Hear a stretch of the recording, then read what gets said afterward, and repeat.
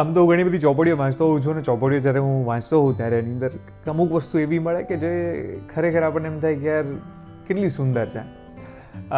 અને એટલા માટે હું જ્યારે તિમિરપંથી વાંચતો હતો, તિમિરપંથી જે ધ્રુવદાદાની પુસ્તક છે, છારા સમાજ ઉપર લખવામાં આવેલી છે, આડોડિયા જેને કહી શકાય એક સમાજ, એના ઉપર લખવામાં આવેલી છે. અને ચોરી જે એમની મૂળ કળાને એમણે ચોરીને કળા તરીકે વર્ણવી છે એમણે આ પુસ્તકની અંદર. એ પુસ્તકમાં ઘણી બધી વસ્તુઓ છે. જ્યારે સતી અને સરસ્વતી કરીને એક નાયિકા છે, એના ઉપરથી આખું પુસ્તક છે, એની આજુબાજુ આ પુસ્તક ફરે છે. અને એ સતી જ્યારે એક ચોરી કરે છે, ખૂબ સુંદર રીતે આખી ચોરીને વર્ણવવામાં આવી છે. અને જો લેખના પેલી રીતે કહું તો ચોરી સુંદર ન હોય, જોકે લેખનમાં એમણે ખૂબ સુંદર રીતે વર્ણવી છે.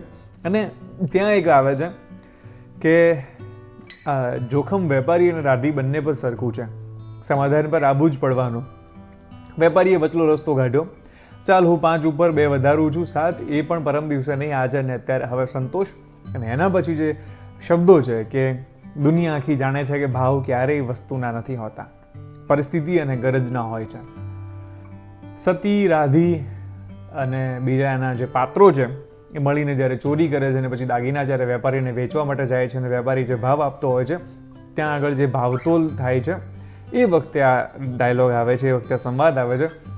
અને આ સંવાદમાં જ્યારે વાંચો ત્યારે મને થયું કેટલી સાચી વસ્તુ છે. કોવિડમાં જે રેમડેસિવિરના ની જે કિંમતો હતી, ઓક્સિજન સિલિન્ડરની જે કિંમતો હતી, વેન્ટિલેટરની જે કિંમત હતી, કદાચ આજે એટલી નથી. એ વખતે ભાવ કેટલા હતા આપણે બધા જાણીએ છીએ. કેટલાય લોકોએ તો સ્કેમ કર્યા હતા, ભ્રષ્ટાચારો કર્યા હતા. હું પણ ઓળખું છું જે લોકોએ નકલી રેમડેસિવિર પણ બનાવ્યા હતા. અને શું ભાવ હતો એ વખતે, આજે એનો એટલો ભાવ નથી.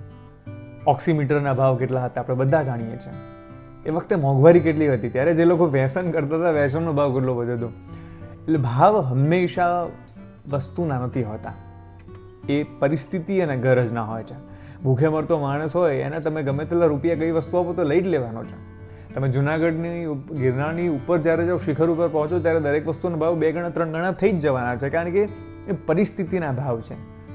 એટલા માટે ખૂબ સુંદર વસ્તુ છે. અને આગળ જ્યારે આ સંવાદ આવે છે અને છેલ્લે જે આખો સોદો થાય છે, સતી રાધી એમનો જે ચોરીનો માલ એમણે લીધો હોય છે એનો, અને એના પછી સતી ઉદાસ થતી હોય છે. અને સતી ઉદાસ લાગી ત્યારે જે રાધી છે એને ટોકીને કહે છે કે એમાં 100 ગયું મોઢું ઘરમાં, જે મળ્યું તે મળ્યું. કામનો એ નિયમ છે, ભલે તમે અઢળક લઈને કે કંઈ લીધા વગર પણ પાછા ફરો, મને પર કશાની છાપ પડવા દેવાની નથી. આગળના કામ અને આગળની જિંદગી સામે ઊભા છે, કારીગરે એને જોવાના છે.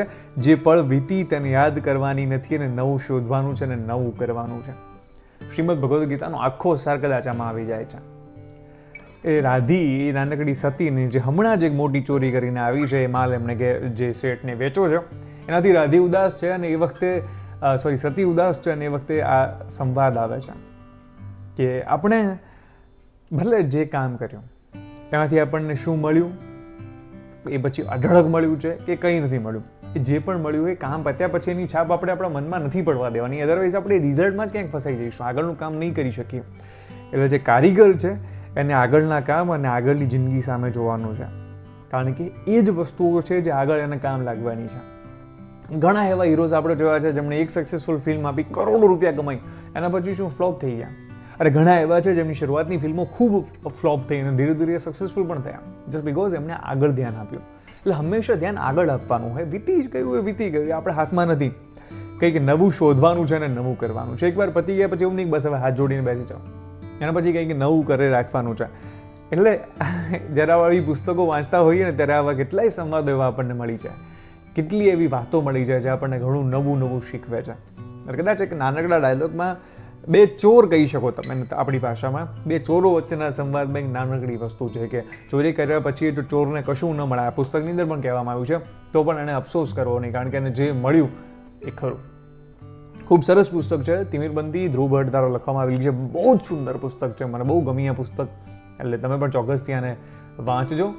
અને બસ આટલું જ છે. આવી રીતે હું તમને આવા કિસ્સાઓ કહેતો રહીશ જે હું નોંધું છું, એ નોટ કરું છું, એના વિશેની વાતો કરતો રહીશ. અને તે ટ્રાય કરીશ કે ધીરે ધીરે હું તમને વાર્તાના ફોર્મમાં વધારે રજૂ કરું તો કદાચ વધારે મજા આવશે.